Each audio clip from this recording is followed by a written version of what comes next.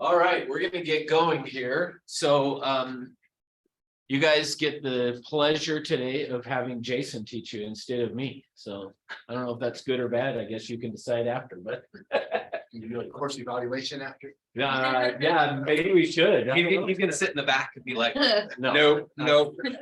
no, I'm not. So anyway, just for a reminder for you guys that are on Zoom, looks like most of you have your camera on, but Lauren and Zoe. In order for us to give you the 12-hour new agent credit, your camera has to be on. So if you just want the info without your camera on, that's fine. But if you want credit, you have to have the camera on. So let's see, what else was I going to tell you guys? Hey, Russ, Yes. real quick, I have someone who's trying to log on, but it's asking for a meeting ID. It should be Everest with a capital E, Okay, but it should, that's, if they have the link, it shouldn't ask Right. for that. But have them try Everest with a capital E, and I think that's what it is. Let me check. okay, I'll let her know. Let me just Thank verify. you. Make sure.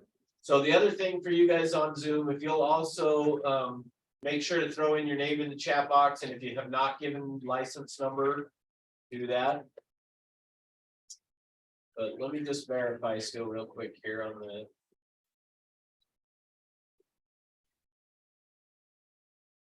Yeah, just Everest with a capital E is the passcode if they need it, so.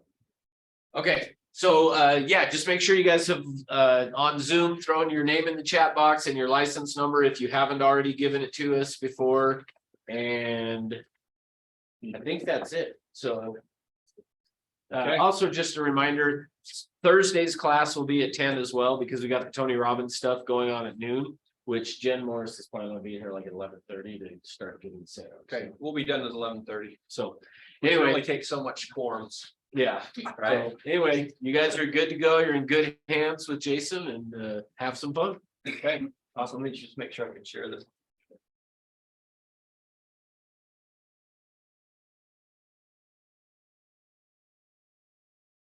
Okay, And what I'll do, I'll just- all right, everybody online can see that, right?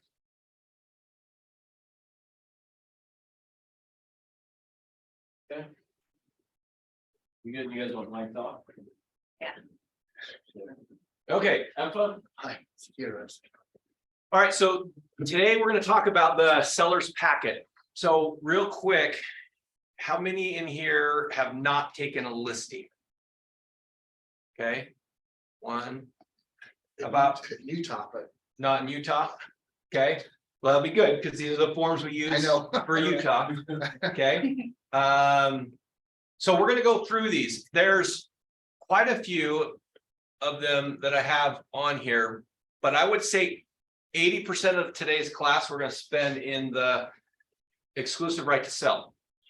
And we're gonna go through each one of these sections, and I'm gonna share with you what to put in there and some potential problems that I've seen come through. So Russ and I both do a lot of the compliance stuff. So I see these as they come in, and I see the potential problem they can create for agents. And so doing them right the first time is gonna make a world of difference for you guys.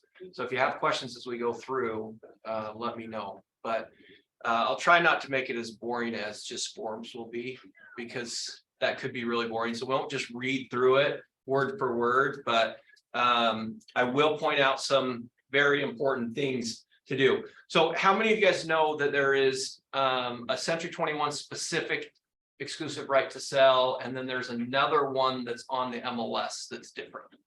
Do you guys know that? Okay, because that's one of the problems that I've seen is we'll jump on the MLS and we'll grab the exclusive right to sell off the MLS and we'll use that one. Now, is it bad to use that one? No. However, we've specifically gone into these contracts and we've created, so the contracts are written for who? If the state of Utah writes a contract, are they protecting, who are they protecting more of? The client, right? The public, right? So they want to make sure the public's protected, which we want to make sure the public's protected too. I mean, we're serving people and helping them as well. But we also want to make sure who's protected. Us, right? So we went in as a company and we went through this exclusive right to sell, and we've added some different things in there to protect you specifically, and also for to protect the company through it. So I'm going to show you some of those differences. So I would highly recommend that if you are using the MLS exclusive right to sell, stop using that and use the Century 21 exclusive right to sell.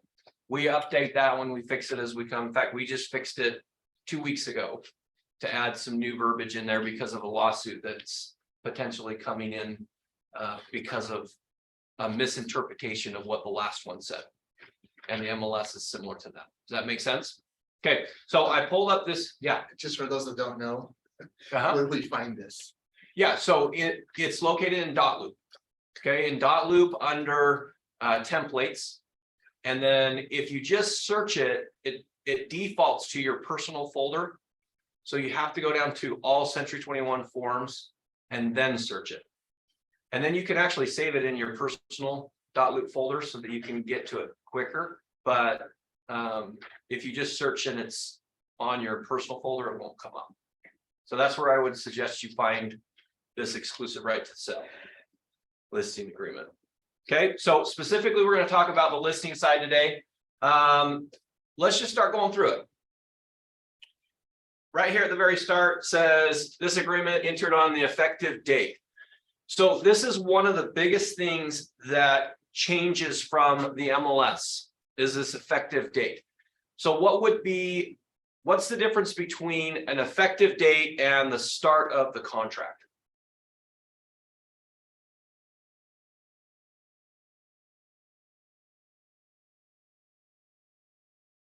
The effective date would be like when you have your listing appointment with them, and then the start of the contract when all parties have signed and it's been provided to all parties. Okay, so it's going to be opposite of that. Okay, so this effective date is the date that you want it to go on the MLS. So let's say that you're going to be putting it on the MLS in a week from now. You're going to put right here in this section the date that you want it to be effective on the MLS. Why is that important? Sorry, say that one more time.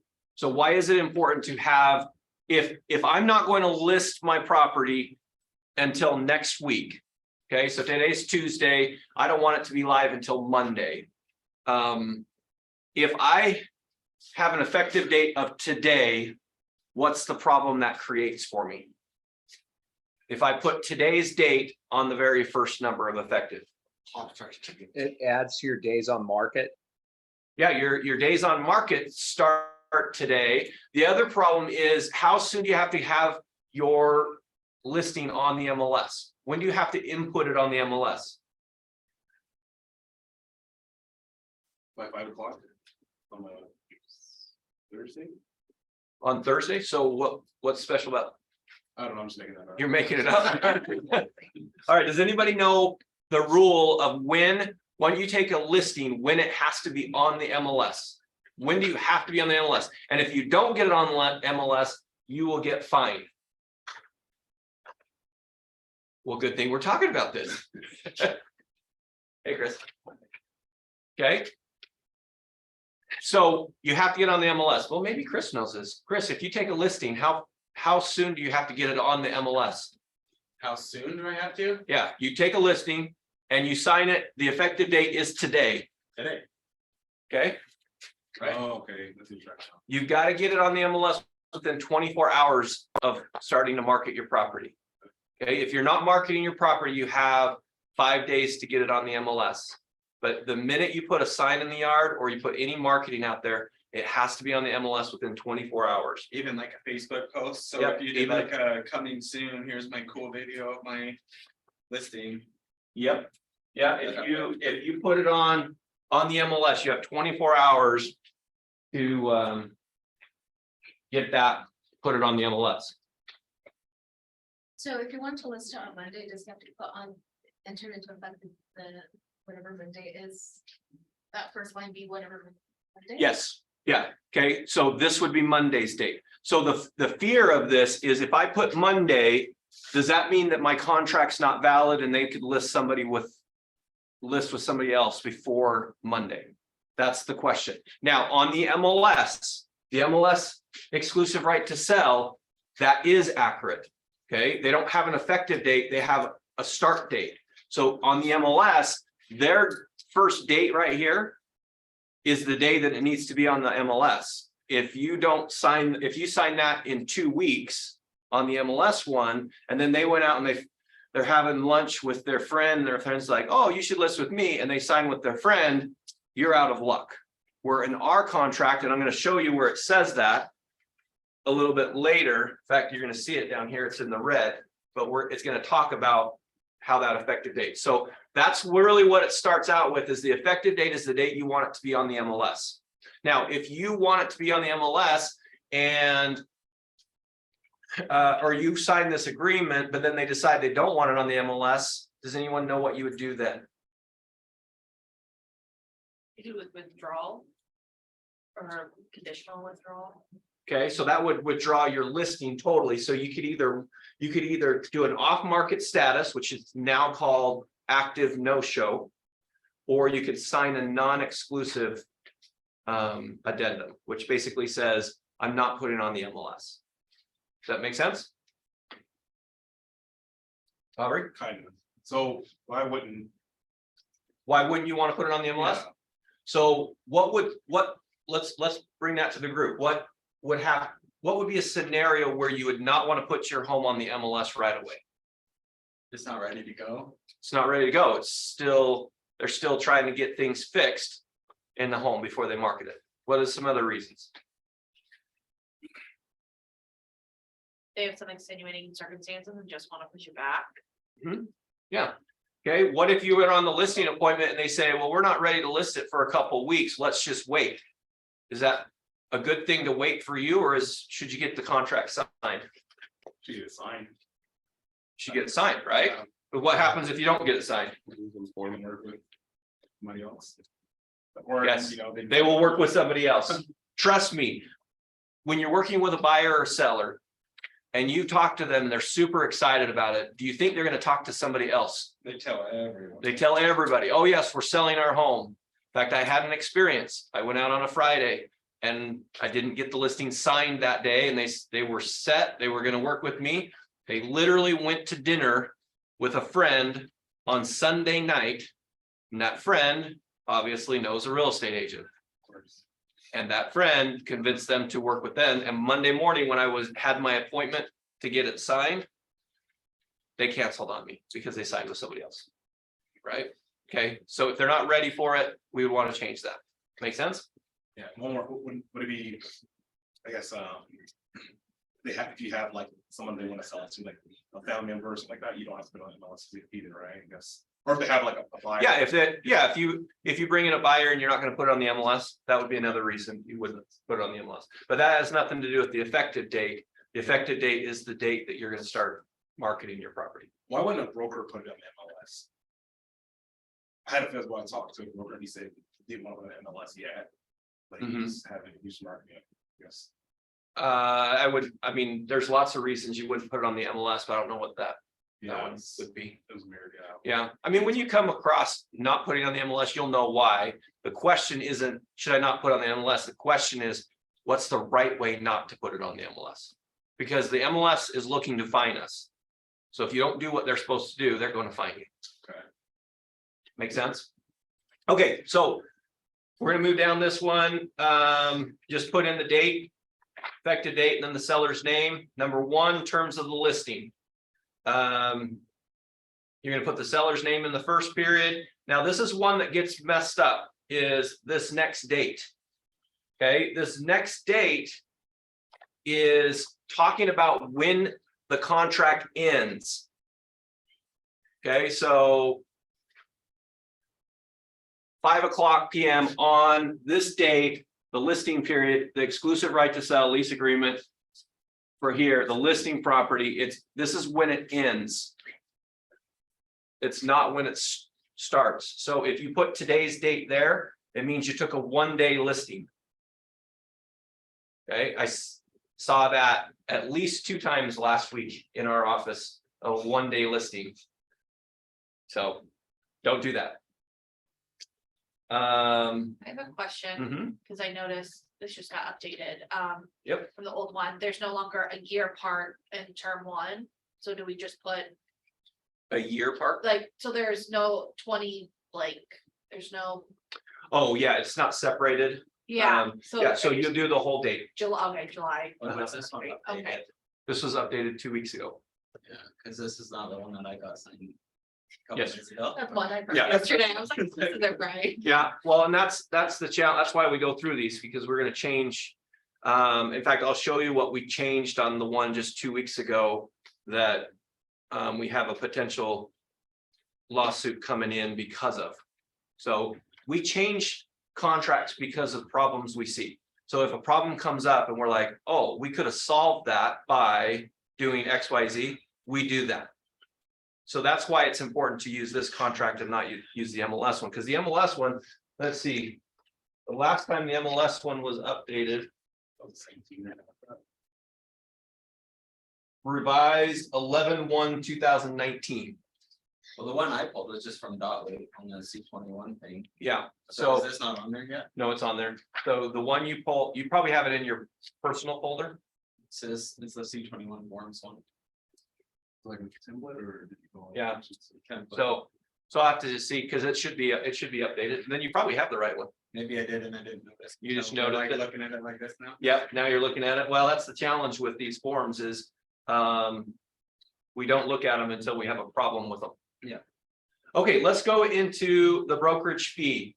The brokerage fee, you can see there's 2 sections for the commission. The first number here, brokerage fee in the amount of a percentage plus a dollar amount. Okay, so you can do just a percentage, you can do just a dollar amount, or you can do a percentage and a dollar amount. So whatever you want to do. When would be a scenario where you wouldn't do a percentage, but you do a dollar amount?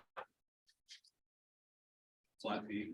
If you're helping like a family member buy it from another family member or something. Okay, so you could do a flat fee on that one. Okay, the only way I don't do a percentage is if I'm taking a specific amount. So like for me, it's like if I ever do a mobile home, where the mobile home, you're not making a lot of money anyway, because it's a low price range.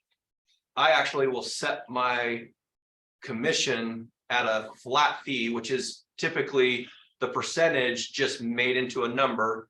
That way, if the value of the home keeps dropping, my commission doesn't drop. Make sense? So that's where you can do it. The other thing is we all know that we have the $295 transaction fee, right?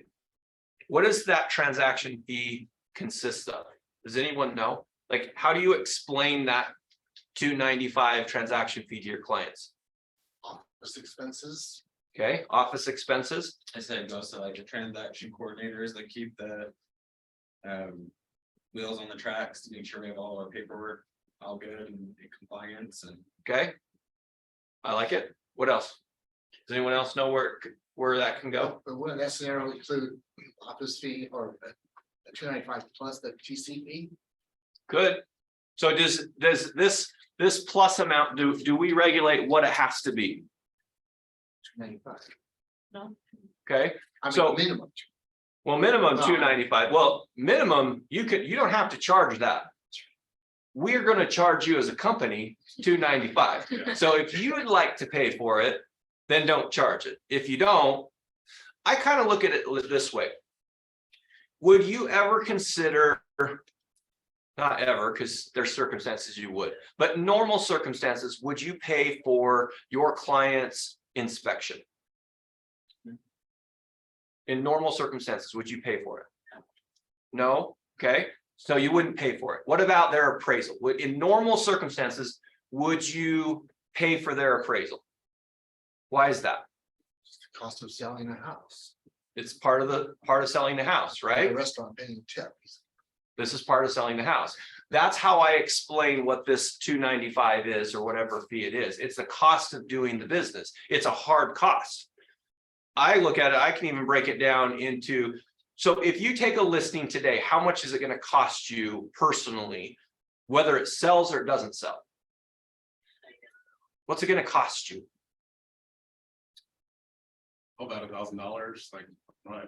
Okay, could cost you about $1,000. Why would it be $1,000? Give me the reasons why it goes up to $1,000. It's like block box or, these signs, Yeah. all of things you're paying for up front and throughout the year for being a realtor. Uh-huh. But I would say even more than that, because in June, Yeah, your realtor There you go. fees. So you got your fees, then you got your office fees, you got your 6% for the franchise fees. You got to buy a sign, you got to buy a key box. All of those are hard costs of selling a home. And so when you put in the 295, whether you explain it like the TC fee or whatever you're explaining it, I look at it as that's for our legal team, that's for our people that look over your files. This is something that's not associated with me. I'm paying this to protect you. And it's just a hard cost. Make sense? So find out how you will explain that, and that's how you're gonna get. Is the That- 295 from the company only charged if you sell it? Or Yeah. is it charged to like market? Nope, only if it closes. Yeah. I think the only one we don't charge you on is if you're doing a VA loan. Because VA doesn't allow the seller to pay that. And if there's a requirement that they can't pay it, we're not going to make you pay it. But it usually only comes up if you're selling a VA property. So VA, it's always too long between times when I do the VA deals, but they can't pay the admin fee. They can't pay the admin fees. So we just do an addendum at the end and just take it off at closing.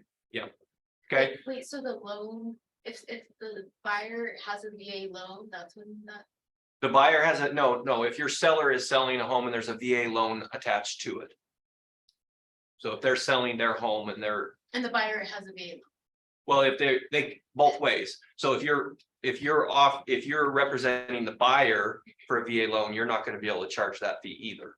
Loan. Okay. So, but if a normal buyer is coming in to buy a home that's a VA loan, you represent the buyer, you could charge that. But the listing agent couldn't charge it. Make sense? Okay, the other mistake that I see happen a lot is, let's say that we're going to adjust this. We're gonna take it off. This used to be called a brokerage fee.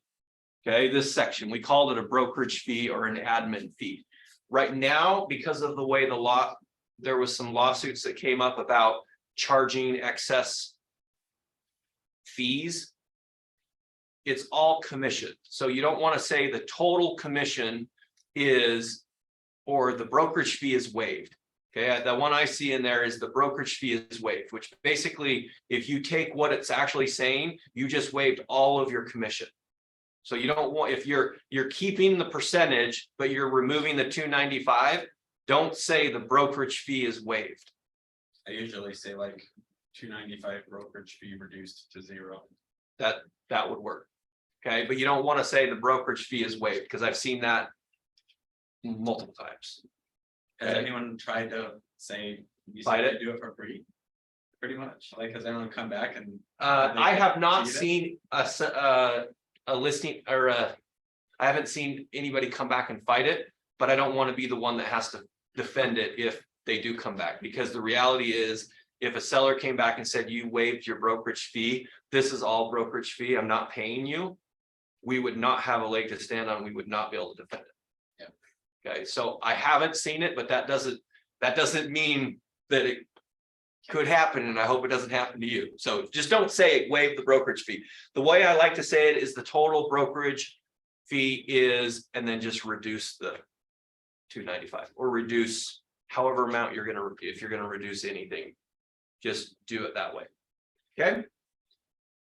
The other problem I see is down here at the bottom. We've added the company shall offer the buyer's agent commission BAC on the MLS, and then there's a dollar amount or a percentage amount. Okay, this is what you're offering to the buyer's agent.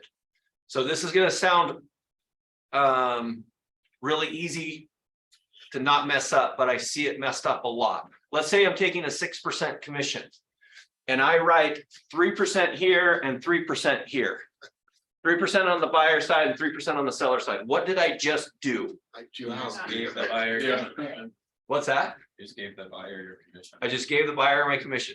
Okay, I saw one just last week in our company that had 2% at the top, 3% at the bottom. What just happened? He doesn't Paying the pay buyer it. agent a percent.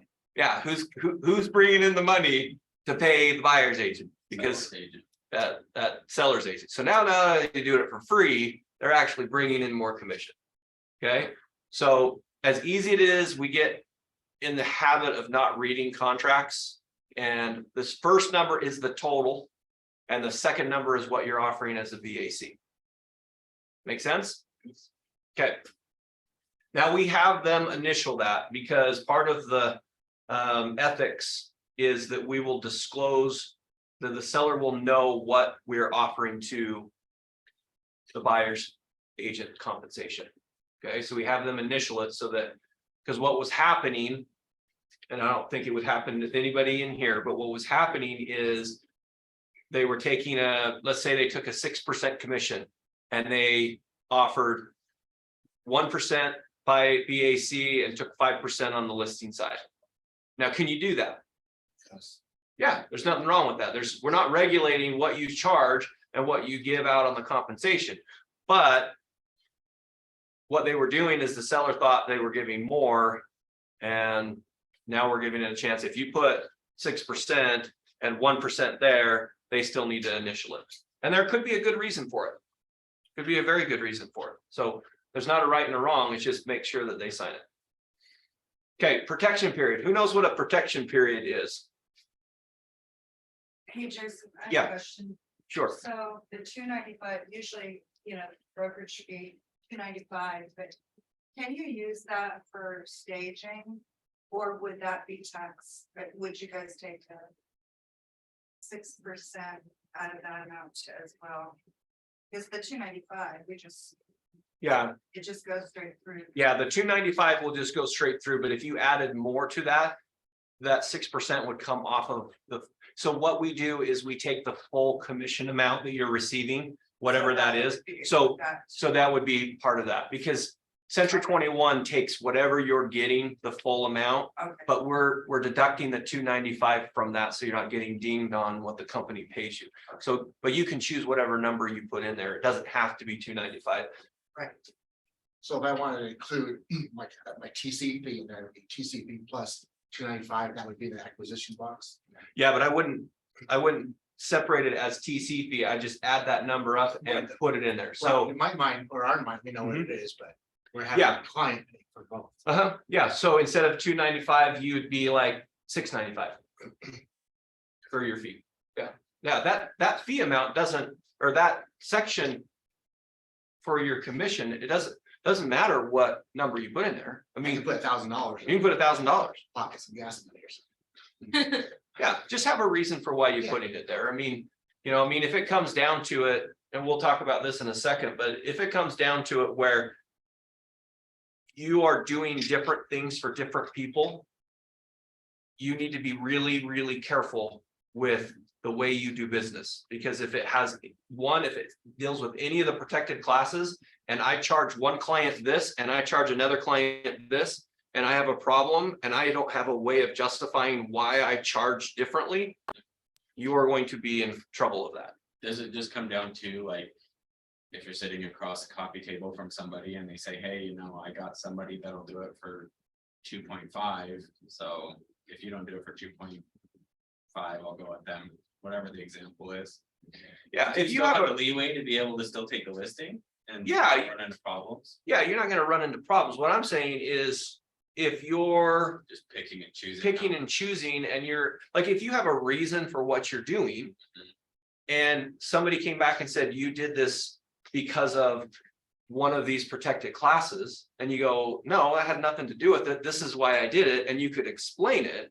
Well, then you're gonna be just fine. Yeah. you What just I'm can't decide saying- You like someone a little bit more than someone else. So, I mean, we had an example a few years ago where an agent was always taking a 6% listing, And then there was one older couple that they took a 7% listing on, and then everything else was 6%. And then that couple came back and said, this isn't fair, and we're looking at it going like, what was your reasoning? Well, when it came down to it, was he was afraid. And then this one seemed to be easy, so we got it, and then he was afraid the rest of them. Yeah, That's a problem. Make sense? Okay, so let's go back to this protection period. What's a protection period? it's just saying if you showed the house to somebody and they decided to wait to buy it. And the listing expired, you still get paid on it because you showed it to them, right? Okay, so basically what this is designed for is to protect you from a buyer or a seller trying to take advantage of your contract expiry.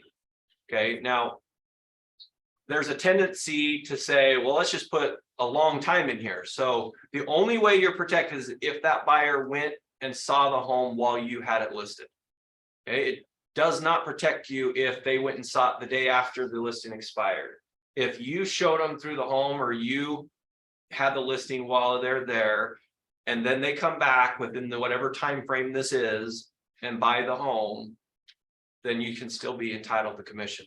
Now, if the seller expires with you and then relists with another agent next week, and then the buyer that you showed the home to goes through the home and buys it, do you get that commission? Then yes, You think yes? Okay, just you showed him initially, or he came through on your watch. There's during the listing period. okay. You gonna retract what your thought was? Yeah, Give me your like- thought. No, I mean, like. I guess, Do explain your thought, because well, I mean, if they cancel, if they completely cancel with you and say Mhm. they don't work with you anymore, you guys agree to not work together. yeah, but that's what this protection is correcting. Yeah. So, like for instance, I had a friend that wanted somebody else. Uh-huh. I was like, okay, great, see you later. But they didn't sign anything with me, but if they did sign something and they decided that, will we have to sign another form saying, hey, can you represent by somebody else? Is that like a thing, or like you have to cancel this agreement? Yeah, if you get to cancel, so, well, specifically, we're talking about if you showed through the home. Okay, Yeah. so what you're saying is correct, except for one thing. In the state of Utah, you can't obligate somebody to 2 commissions. So as soon as they list with somebody else, that wipes out this protection period. It doesn't matter when, how long you put on there. So I've had agents say, well, I should put a year on there and protect myself for a year. Well, the reality is if a buyer that you showed the home to is going to go through it, it's going to happen in the next month or 2. Otherwise, they can show evidence that says that something changed. It's basically the only way you get paid is if nothing changed in that process. If they make a huge price reduction and that's now there, things have changed. So the seller then could terminate the contract or expired. Mhm. And then list with a new person and say, oh, there's the guy that came through last month. Like give him a call. He seemed pretty excited. Yep, And they can you're do out. that. And So you're out. it kind of That's what protects us, but It- it's still easy for them to get out of. They can get out of it. So I'm gonna give you a scenario about how it protected me once, okay? So I had a buyer that I went and showed a home to. And they liked the home, we wrote an offer on, the seller rejected the offer, said it wasn't high enough. I don't know how they got a hold of my buyer's number, but they called my buyers and they took them to dinner. And at dinner, they said, our listing is gonna expire next week. If you drop your agent, we'll be able to accept your offer. So, yes, it happens. So luckily, my buyers knew me really well. They called me up and said, hey, guess what? We just had dinner with the sellers. We ended up not buying a home, but they had dinner with the sellers. So that was great. But that's how you protect them. Okay, seller warranties. One more question. Yeah. What's a typical time frame? Then? What's a- So for me, I like to just do 1 or 2 months, but that's just for me. Because for me, it's more of like, I don't want to monitor that listing and who's buying it. Like, you're not going to know who bought that until it closes and you can pull it up on the You have to records. be really upset and really think something's weird and have to really stalk them. Yeah, so for me to go any further than 1 or 2 months, I always will put at least 1 month on there just because I don't want to get it to the week before or the week of when I'm the expired listing. And then somebody I show the home to and they're still thinking about it. And then I'm out. So I always at least put a month, but I do a month or 2. I have seen agents do 6 months. I've seen them do longer. I think you just have to do whatever you feel is So then, good for you. follow up question, so how long should a listing period, the typical listing period? Yeah, that's a great question. So how long would you guys do a listing period? I do it for a year. Okay, so a year, Typically it's like 6 months. It's, I think, right, Okay. standard. okay, well, there's never a standard and there's not a typical. It's just what we're used to. Okay, so 6 months. So for me, it just depends on the time of year that I list a property. I typically do 6 months. But if I list anything in September, October, November, any of those 3, I'll always do 9 months to a year because I don't want it to expire. Like if nothing was going on in the winter and then all of a sudden the spring picks up, I don't want it to expire right before something picks up. So I just look at where it's expiring. If it's going to expire in February, March, or April, I don't like those dates, so I always push it out another 3 months just so that I can protect myself. And that was from personal experience. I had a listing. At the time, it was one of my biggest listings I ever had. It was up in Pepperwood, up in Sandy, which is like a high-end neighborhood up in Sandy. And it was a big one. And nothing happened all winter. In fact, I looked at the entire neighborhood and nothing sold in the entire winter. Nothing moved. It was a different market back then.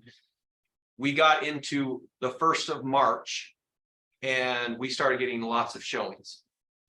And you could just sense that there was people that were interested in the home, and my listing was expiring that week. And I went to the seller and I said, just give me 2 weeks. I guarantee we'll get it sold in 2 weeks because of the activity that's happening, because homes in the neighborhood are starting to go under contract. And his response to me was, I really wanted you, my wife really wanted this other agent, so I have to give her an opportunity to use her agent now. So mine expired. He listed it, and no joke, 5 days into it, he got it under contract and sold it within 20 days of the listing. And that seller thinks that I was wasting their time. But if you look at the data, nothing sold for 6 months.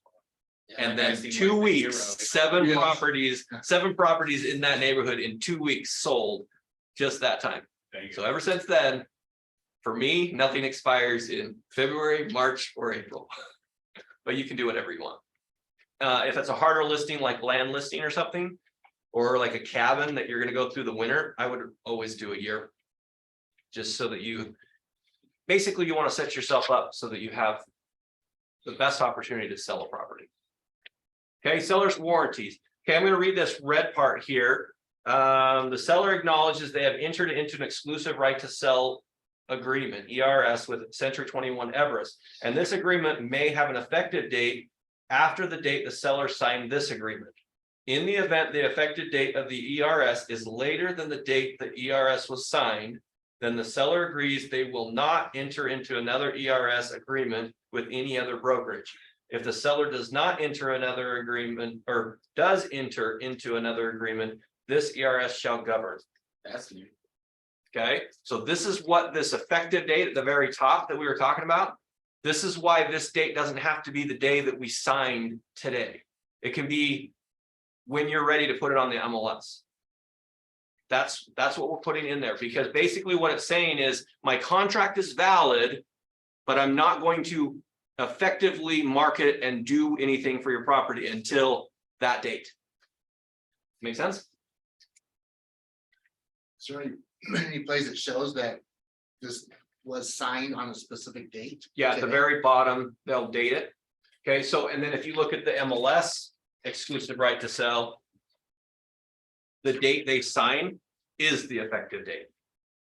That's where the confusion is, because our contract, the day they sign, doesn't necessarily mean it's effective that day. But this protects you so that if I go in and say, oh, you're not ready to sell this home until 3 weeks from now. Great, I'm still gonna have you sign the listing agreement. It won't be effective. I will not start marketing your property for 3 weeks, but at least we have this done. And then they go 2 weeks into it and they decide they want to list with somebody else. We have an agreement. Make sense?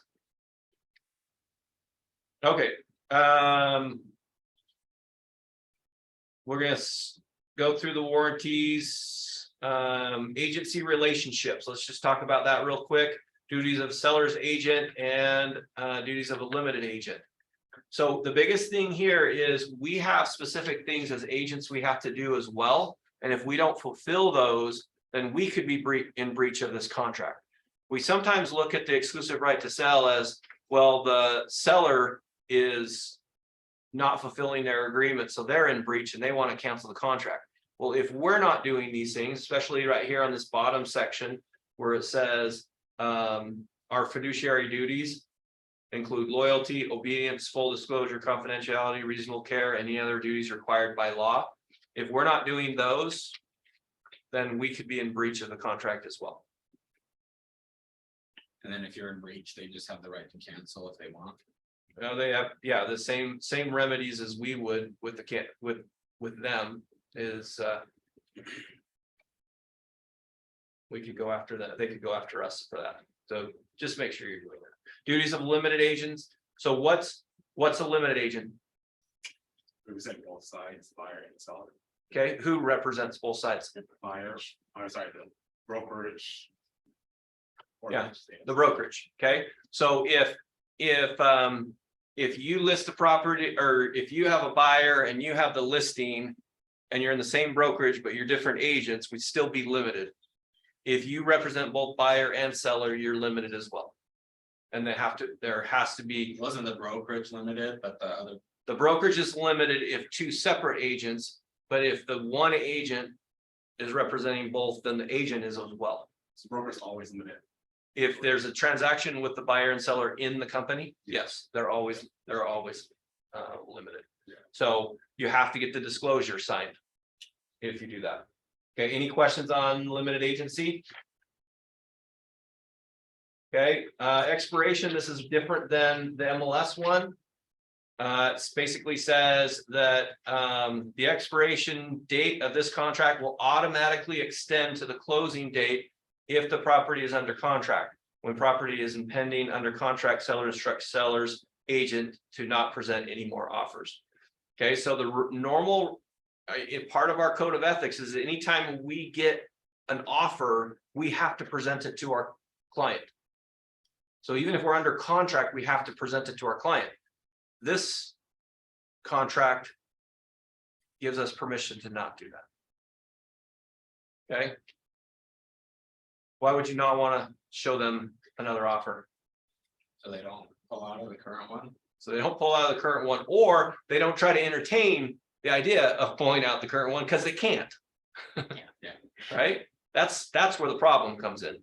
And the worst is when you know it's going to sell at a certain price, you've convinced them and talked to them and made them make sense that they're going to accept the offer. And then another agent comes in and tries to win. So they put it up $10,000 higher, even though they were originally going to bring it down later.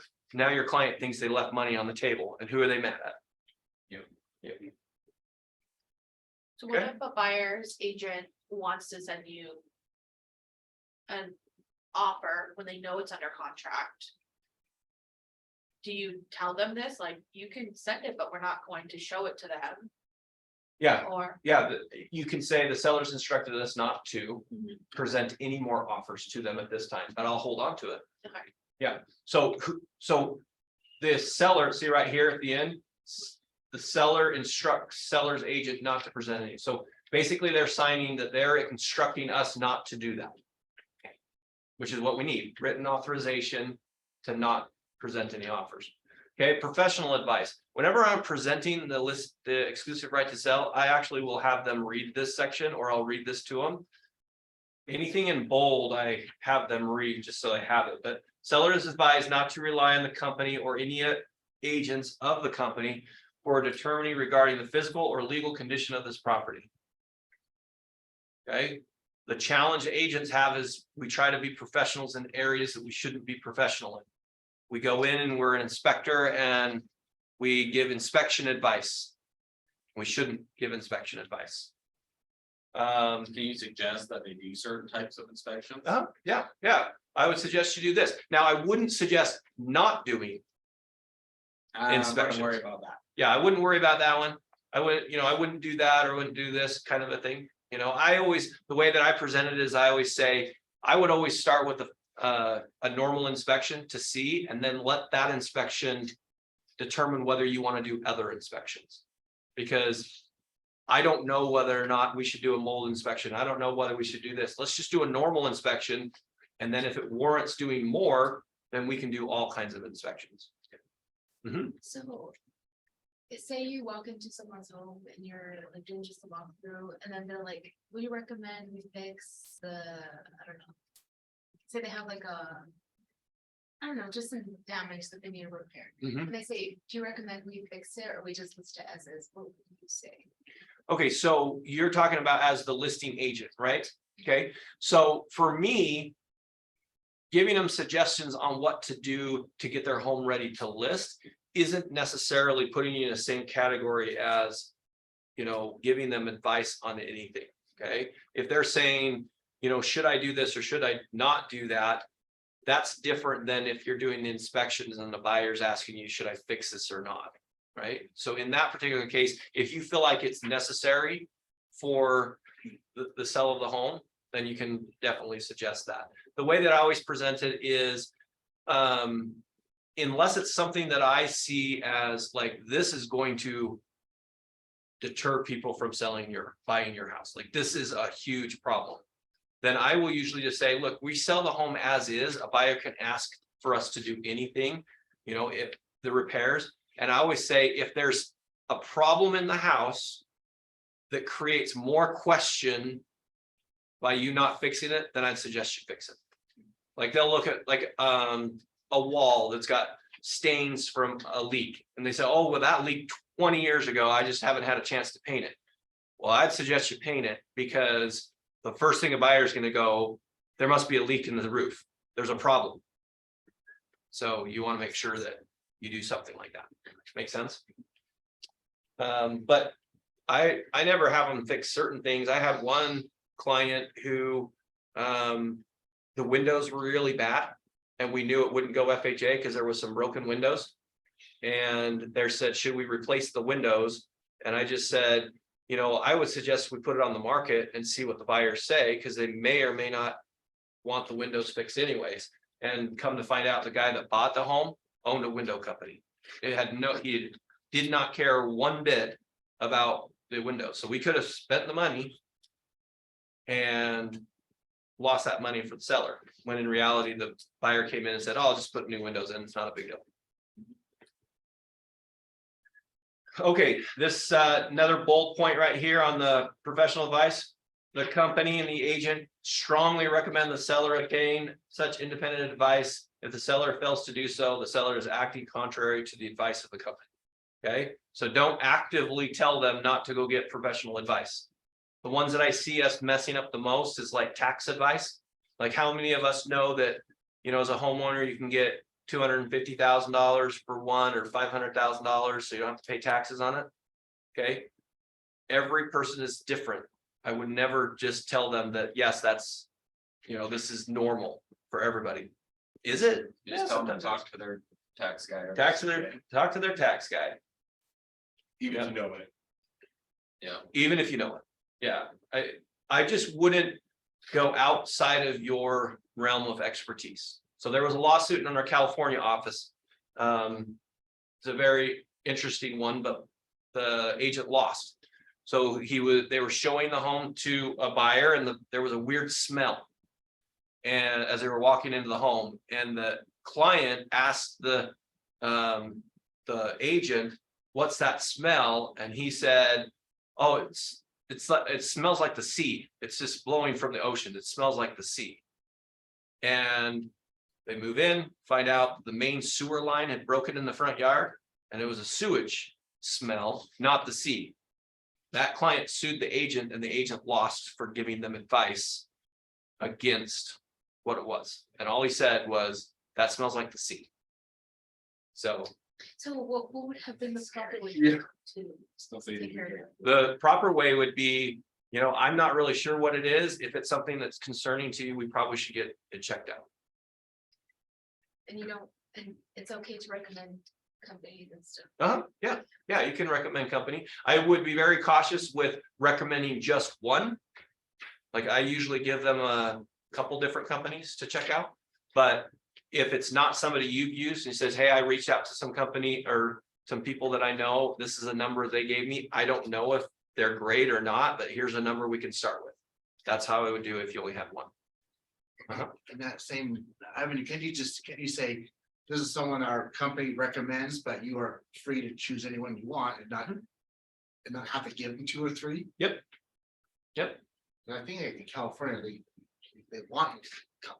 Yeah, well, it protects you as an agent. The more you give, the more protected you are. I'm not just saying I recommend them, I'm saying this is someone that's been recommended, you are free to choose who you want. Yeah. Yeah, that's how I do it. All right, number 8 is dispute resolution.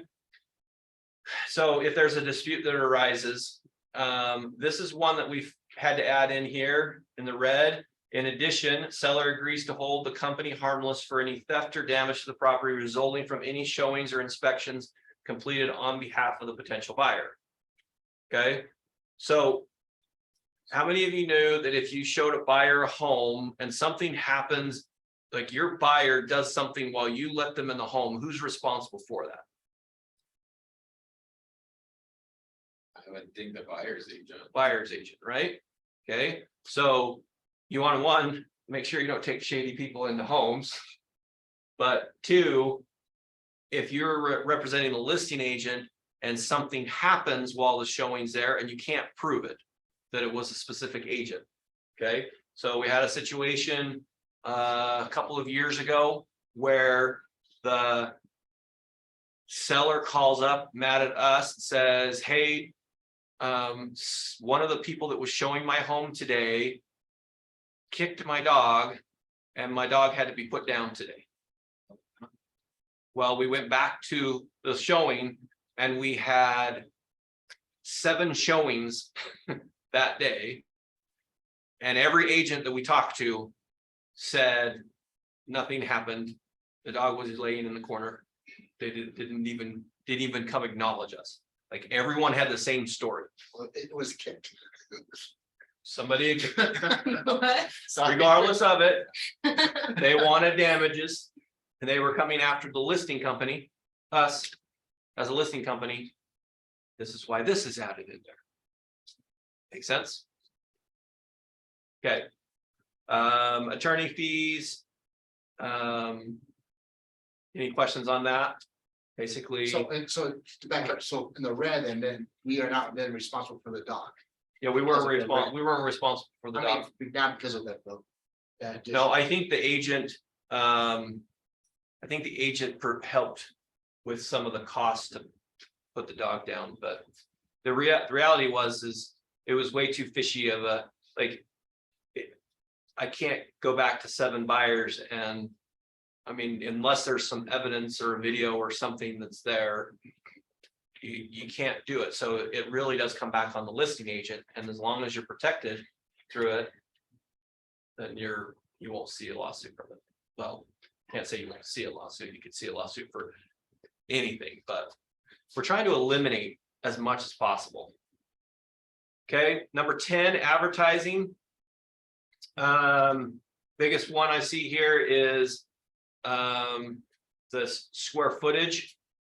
Okay, there's times where the county records are different than what the seller thinks.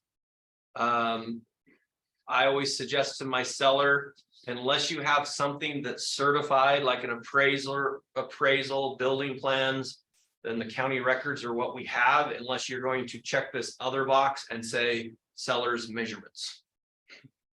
I have a question about this one. So I was taking a listing. The other day and we went to that section. And I always usually just tell them to go off the county records. Mhm. But I sold them that property like a year ago and they had an appraisal on it.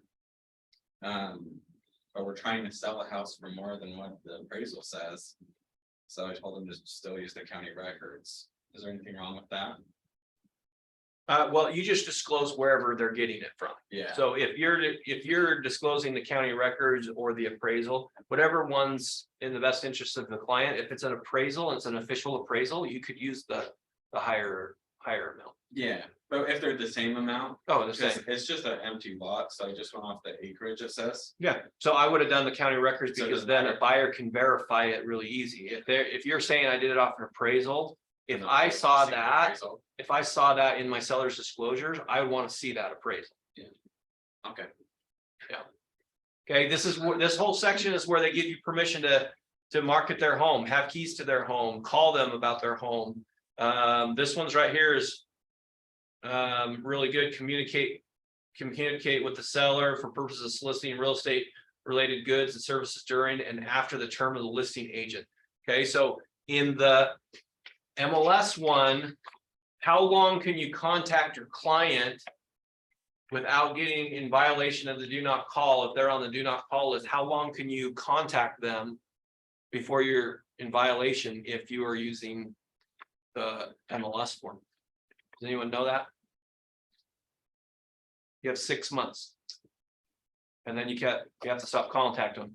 This agreement here says that would get you away from that. Make sense? 6 months the day it expires. Mhm. Not sure. Yeah, but that's if you're using the MLS. and has that section J been in the contract for a while? Yeah, one has been, yep. The only one that we've added in again, which you can see, we already talked about this one, this L. Property is under contract, seller instructs agent not to present any more offers or allow any more showings. Okay, so. Active with the time clause and BACA and all of that. Do we have to do an addendum to this agreement to continue to market and get a backup offer? Because this is saying, once you get the offer and you're under contract, you're done. Yeah, so you'll need something that says, hey, we want to keep marketing the property. So just an email from your client that says, yeah, well, we're gonna do a time clause. And I want you to keep marketing it for more offers. So it's gonna be a conversation you have, right? You're not gonna just automatically go under contract and keep showing their home, right? Well, if I don't feel comfortable with the buyer and the buyer's agent, if Uh-huh. they're. if But it's- you wouldn't do that unilaterally. You do that, I'm after- always looking for a backup offer. but you talk to your client about that, right? Absolutely. Yeah, so that conversation, just put it in, you don't have to put it in an addendum, just make sure that you have that conversation with your client. That you're going to keep marketing the property, Okay, and then that satisfies that. yeah. Okay. Especially like last year or the year before with all the contracts falling apart, you know? Yeah, no, I think it's a great way to do it. This is protecting us because if we don't want to do it anymore, we're not gonna be required to do it. Because our code of ethics says that we will show the home and will present all offers. So if you don't have this in there, you could be in violation of the code of ethics on that one. If an agent comes back and says, you never presented my offer. And you're like, my seller instructed me not to show you the offer. Now, if you want to show them the offer, you can too. It doesn't say you can't. But you don't have to. M is, we added in as well. In the event a buyer's agent requests to present an offer in person to the seller gives written authorization to the designated listing agent of the brokerage to decide if the offer will be presented in person or not.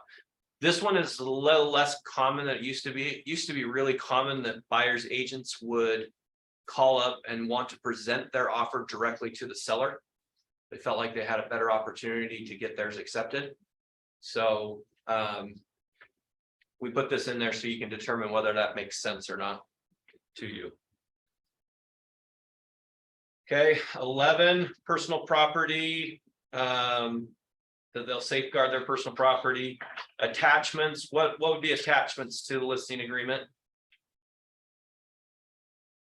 Addendums, yeah, anything they want to add to it. Okay, number 13, equal housing. Okay, we put some initial boxes here on our contract, just so that we have this conversation with them. You know, we just want to make sure that we, you know, equal housing is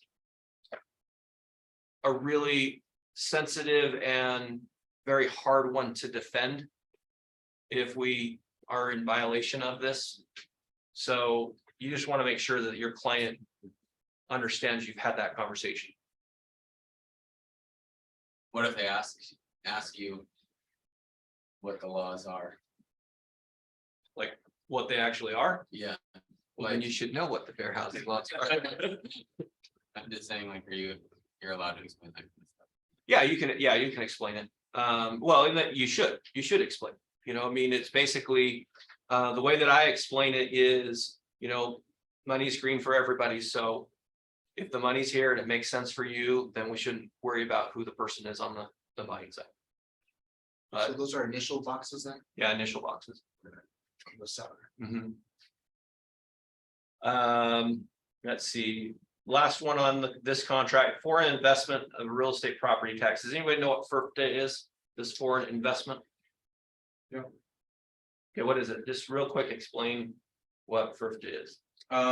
So I guess maybe having other countries with land or property. I'm not sure if it goes into the whole, like, you can't use it, it's like, you know. You can't use it as like your income or whatever, but I know that you. Okay. That you just disclose that information, you have property in other countries. basically. Okay, so not quite. Anyone else wants to take a stab at that real quick? Yeah, it just could be, people. Foreign countries who own the property, trying to tell them they have to be citizens of our country. Mhm. Okay, so you don't have to be a citizen of our country to buy property in our country, right? If you are not a citizen, you might be subject to tax withholding or anything like that. Uh-huh. Yeah, okay, so this is specifically regarding tax withholdings. Okay, so basically what it is let's say that I don't live in the United States. I'm not from here, but I own a property and then I sell my property and the proceeds go back to me.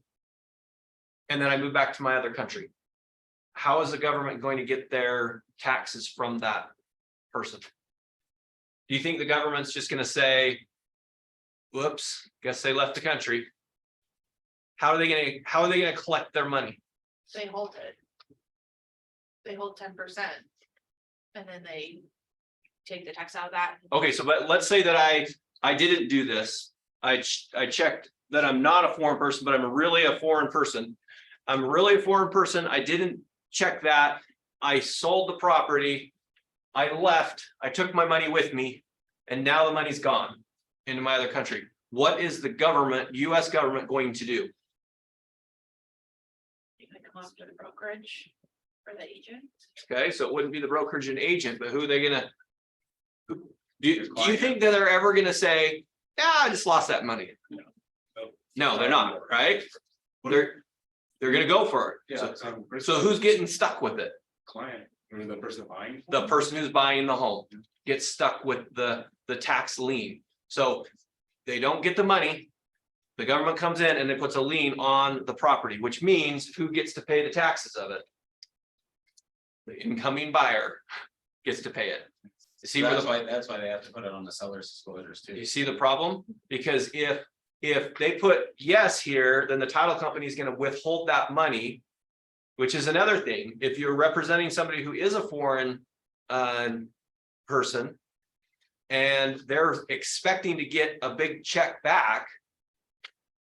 Title is going to hold a little more than the taxes are necessary.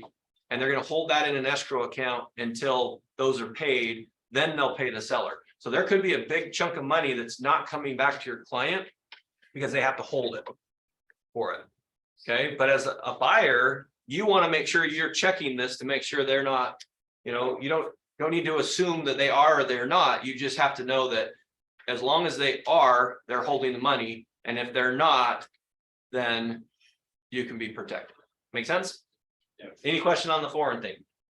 Okay, then you're gonna have the seller sign, and then as soon as you sign it right here, this is where it activates it. Okay, the one I see all the time is we'll get it in dot loop. The clients will sign it, and then the agent never signs it. So we actually don't have technically a listing agreement set. Okay, any questions on that? I have one question. Okay, If I have if this listing I said that I haven't put active yet. Mhm. Should I get a new one of these signed with the new one? you used the old Century 21 run, right? The new one, the only thing that's different on it is it talks about social media. So do you do social media posts? Yeah, then I would probably have I would either just take that verbiage and put it in addendum so that you're protecting, they're Even just like the authorizing. little miscellaneous things that were added. No, those ones, I think you'd be don't okay, matter. but because those have all been added, those should be on there. The only one that's changed in the last 2 weeks is the social media. Oh, yeah, well, I'm just saying the one I used. I just looked, so this is last modified December. The one I used was like October. Yeah, So this date modified was in October, so I was just wondering, do I use the most up-to-date one if it's not? yeah, try to, Yeah. but I wouldn't necessarily go back and have them re-sign. I'm good. keep Yeah, it you're on. good. Okay, so remember how I said 80% of this class is gonna be on the exclusive right to sell? Okay, we only have like 22 more minutes and we're going through all these other ones, so. That's kind of purposeful because if you did the exclusive right to sell done, everything else could fall into place and then we can help you with that, but the exclusive right to sell is the one that's gonna protect you. Okay, so with the exclusive right to sell, we need the residential listing input. Okay, everything with a dot is required for you to put it on the MLS. Now, as of like a month and a half ago, all of you have access to broker load, which means you put your own listings on the MLS. So if you ever get to the point where you can't upload it, it's probably because one of these dots is not completed yet. If all the dots are completed and everything else is blank, you could still upload it. I wouldn't recommend it. There's certain things I would put on there, but as long as all these dots are filled, then it should. Now, when you're filling it on the MLS, it's actually going to give you a red mark on the side that says these aren't done. So it should be really easy to do. I'm just going to kind of go through. There's a couple things I want to touch on because they're all pretty self-explanatory. If you guys have questions on it, bring it up. But I highlighted, actually, I highlighted on this one. We'll see it on that. So something that you recommend going through with the seller or Yeah, I would recommend going through with the seller on that. I usually just fill it out on the MLS and then print the PDF. Uh-huh. And then throw it in .loop and send it to them to sign. Yeah. And just say if you have questions, or if you want me to make changes, let me know. Yeah, perfect. Okay, because most of it's done on the MLS, you can print it out. Couple things that I get questions all the time on is down here in the listing information section. Listing type, exclusive agency listing or exclusive right to sell. At Century 21, we only do exclusive right to sell. So that's the only one that you should be doing is the ERS. Does anyone know what dual or variable rate means? Yes or no? Does anyone know what dual rate means? Does that mean the commission can just change depending on how long it takes to sell the property or? how- Yeah, so if there's- how the value goes. If there's a stipulation in your contract that says if something happens, like usually it's like if I represent the buyer, I'm going to take a lesser commission. Or if you accept an offer that, Or if their aunt wants to buy it or something, Yeah. then you do it for okay, cheaper. then you'll have a dual agency. Now, the thing with dual agency is you have to disclose that to a potential buyer that comes in. So a buyer comes in and says, here's my offer, I want to accept it, and you have an offer from that you're bringing in as well, and that's going to change the commission. If it changes the commission, you need to disclose to that buyer that you have a dual rate agreement that you have in the contract. How would you know that ahead of time? as a listing agent? Yeah. Well, the listing agent, you would agree with your client prior to it, whether you want to do a dual rate or not. You know, if it's a spur of the moment that you're saying, hey, I'm going to drop the commission, I would still disclose that. So that it's fair for everybody, where you're not getting an advantage to it. And then the other one that I found right here is the difference on gross and net. So if I'm getting commission based on gross, what am I getting the commission off of? The purchase price. Okay, the purchase price. So if I have closing costs in there, it's still off the purchase price. The net listing or net commission is based off of purchase price minus any concessions that are given. Or on a builder's contract, it could be the base price of the home, none of the upgrades is going to be the net. Okay, So that it should always be gross. it depends on what you want to take. You just need to know that if it's off and net, that's why those numbers are being reduced. Do people most likely just do no for the dual variable rate? I personally, I would recommend you not reducing your commission if you represent the other party. Mainly because I see in the compliance side that you're doing double the work and you're taking on double the liability. Yep. Okay, this is something that a lot of agents, especially here in Century 21, don't understand, is that if any lawsuit or any thing that comes up in a transaction and we have to send it to our errors and admission insurance, our errors and admission insurance has a deductible. And you guys pay for the deductible, and then the errors and admissions takes care of the rest. Well, does anyone know what that cost is for the deductible? 15 grand. So if you don't take enough of a commission on that and you get a problem, you didn't collect enough. So for me, you have to look at it and say, am I taking on extra liability? So that's up to you guys on what you want to do. So I would recommend you don't do a dual and you just get paid the full amount. But if you end up negotiating that, the reason I bring that up is because you do have to disclose that. You have to disclose that you're doing that if that's the case. Okay.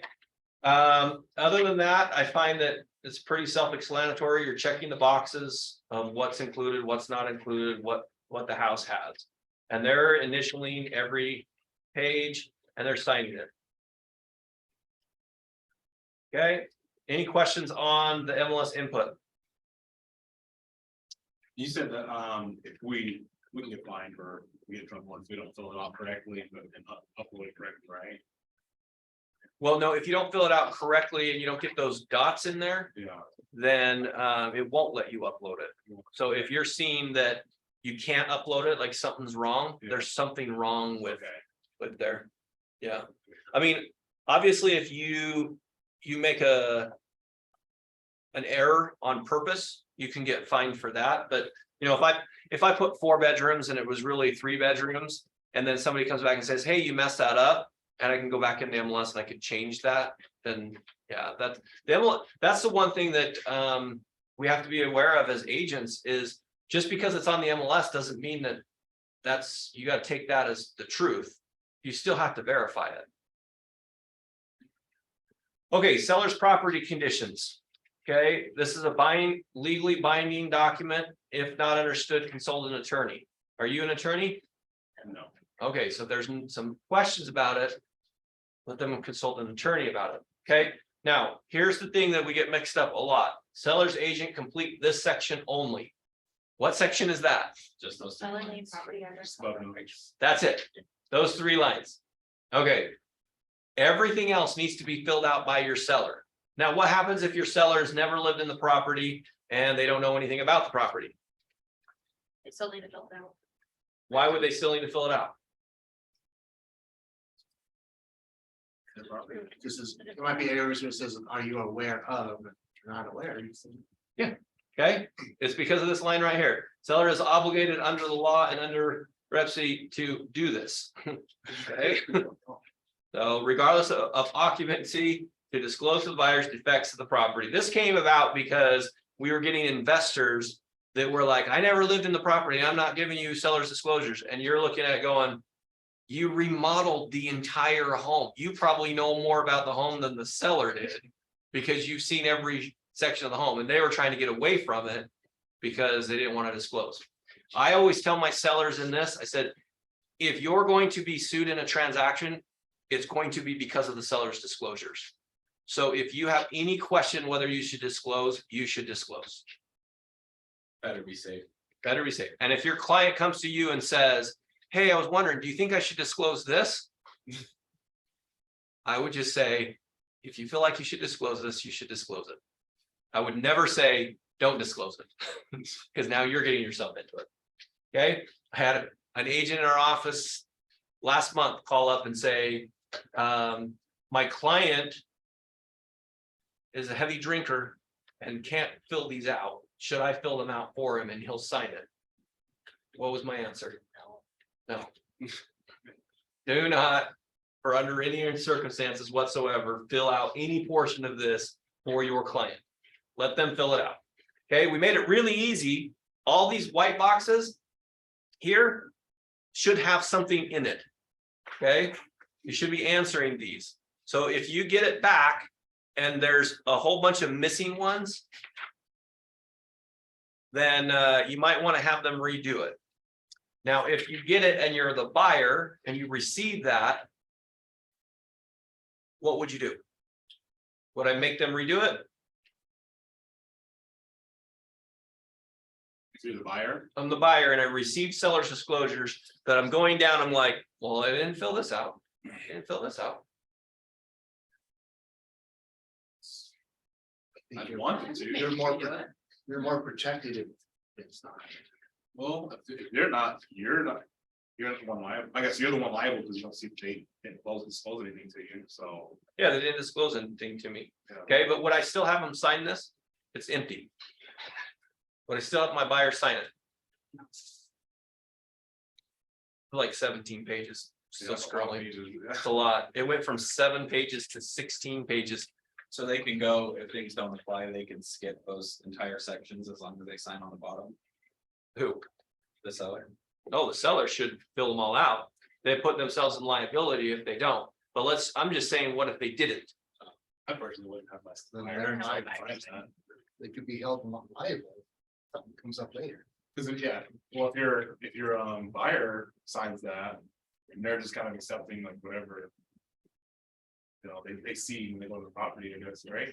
Okay, so let me show you this last part right here. Okay. Verification from the seller. So this is where seller understands and agrees. The seller will update this disclosure form if any information contained here becomes inaccurate or incorrect if any way. So they're going to update it, right? Okay, that's what they're signing. So you could, as a buyer's agent, can request them updating their form. But having them sign this is the part that there's a lot of confusion. All you're doing by signing this is acknowledging the receipt. You're just saying I received it. So them signing it doesn't mean they agree with it, just means they're receiving it. Or they're Then okay you with as it. a, or they're not saying they're okay with it either. So at that point, you as their agent represents them and would go back and ask more questions. Okay, any questions on the seller's disclosures? So that all these 16 pages, then as part of the. Like, what goes back to the buyer. Uh-huh. Yeah. Yep. Okay, still there. Okay, let's say there is a problem with the seller's disclosure and I gotta fix it. There's an addendum. Okay, this addendum right here. Seller addendum number, and you'd put the addendum number, it'd be 1 because if you haven't had any. Now, let's say your contract is addendum 5. This is not addendum 6. We're not adding this to the rep sheet. We're adding it to the seller's disclosures. So from the seller's disclosure section, it would be addendum 1. And then you would come in here, page number, explain what's changed. Okay, so if something happens while it's under contract and they need to disclose it. So I had a scenario a couple weeks ago where the big rainstorm or snowstorm that came in damaged the rain gutter in the front of the house. We had to go back in and explain what happened and just say, hey, this happened because of the rainstorm. Okay. I've seen this come on the rep sheet more times than it should. So this is not part of the rep seat. So if you were representing a buyer and they did a home inspection, they find things sellers aren't aware of, they're not gonna be required to update that, right? Yeah. They don't need to. They don't need to. That's only if they decided to go sell it to somebody else. If the buyer backed out, they probably want to update it since they now know about it.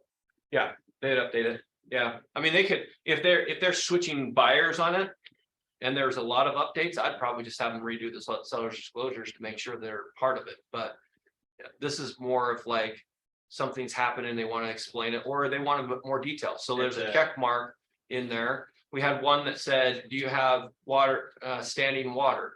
Well, the answer is yes, with no explanation, but they wanted to explain it, so they came in here and said, this item, we're explaining why we have this. Or if the furnace went out while you're in the middle of making the contract, we have the furnace went out, we have something to fix it. Correct. So say the seller's disclosure wasn't completely filled out, they missed sections, and then we take it back. And he fixes those, do you need to mark those to explain item, page number, item number? That's how they, Was if incomplete? they're gonna fix it, they should fix it here.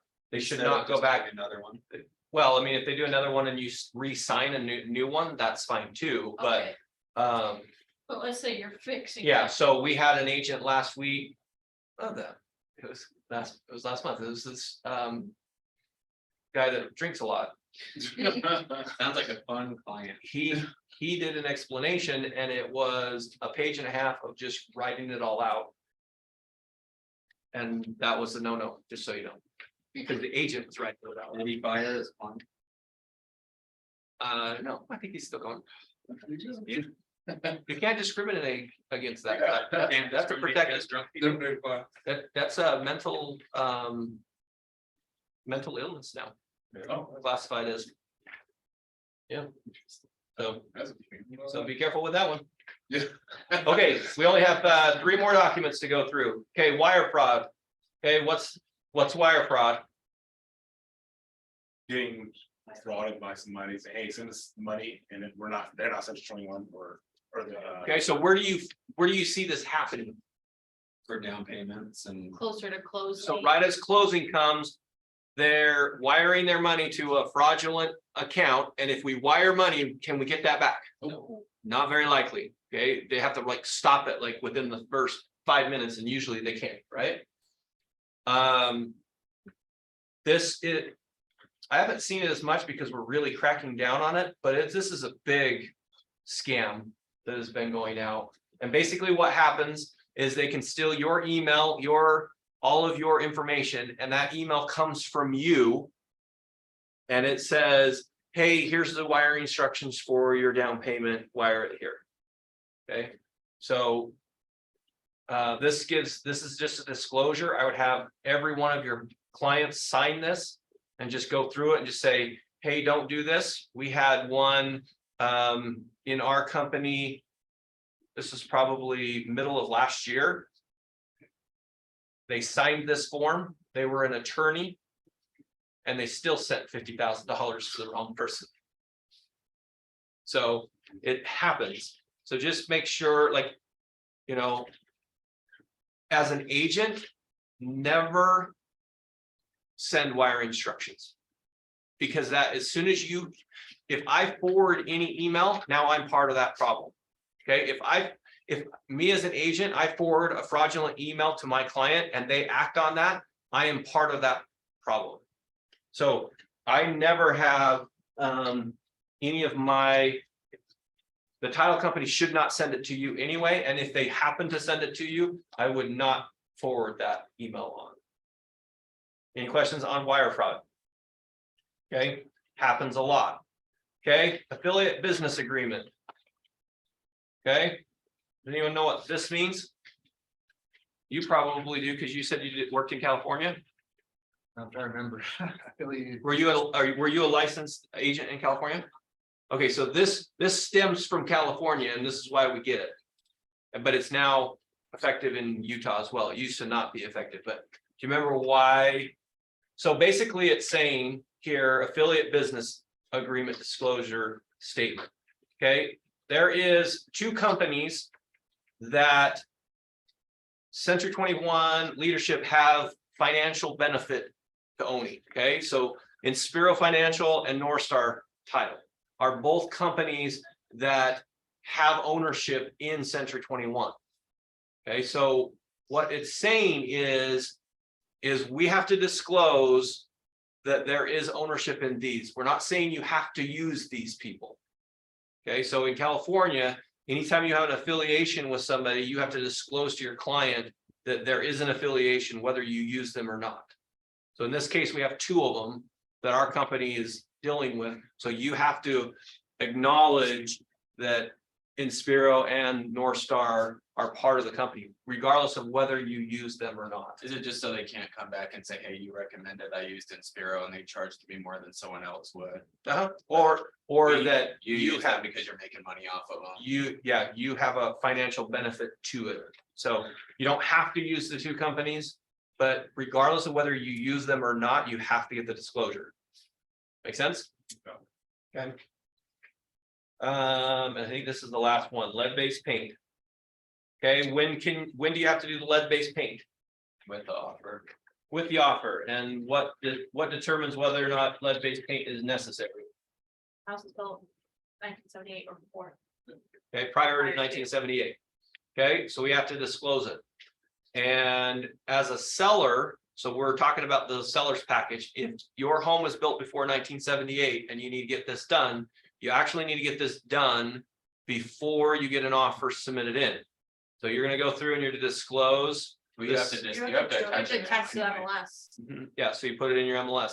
And then this section right here, number 4, this is what you sign as a listing agent. Agent has informed seller of seller's obligation under this line. Okay, the other question I get a lot is buyers received a pamphlet protecting your family and seller has received no knowledge. Yeah, so the buyer, this pamphlet, if you need this pamphlet, it's in Dotloop. So you can just share that pamphlet with them that they're initialing anyway. Okay, if you sign this, if your buyer signs this addend or 3BI, this one right here, you have to include an addendum to your rep sheet. So if they want to do an assessment, or if they initial this, you have to include the addendum. So is that a new one too? No, that one's been there for a long time. It's just nobody adds the addendum, which gets flagged when your deal gets Well, like closed. the section 3 where you have to initial that says they've received copies of No, stuff. no, that's new. That's just most agents don't read that section. I'm just looking at the one I did yesterday and it doesn't have any of that. It only has where the buyer initials C and E. Let me see it. Is this the MLS one? It's the one that the seller's agent attached, but then and that's the one that I see. Oh, yeah, this is the one, this has been.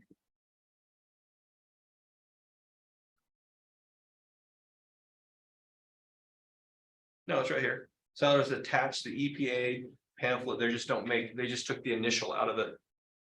It's still there. You just have, But where it says buyer's acknowledgement, where your buyer initials that stuff. yeah, theirs is a checkbox and then they're signing at the bottom. We're just having. See, they still have that 10 days on it. Yeah, I was just looking at like section 3 where it says A, B, and C where it has initial boxes there. Yeah, so that form, they have it up here saying they delivered it. Oh, okay. Okay, so those are the things that you need. So exclusive right to sell and the input ones are the main ones. Any questions? You got it all down? Okay. All right, let's see if see who's still online for you, Russ. Hopefully they all are. All right, do you need them to put something in there? Nope, just if they haven't put their name in, they should. Okay, if you haven't put your name in online with your license number, put it in. You got about 10 seconds. You got 10 seconds and then you don't get it. Russ was just getting us from Russ. think they should all be in there. Cool. Hopefully. Okay, all right, any questions online? You guys good? Okay, thanks, guys. Thank you. Thanks.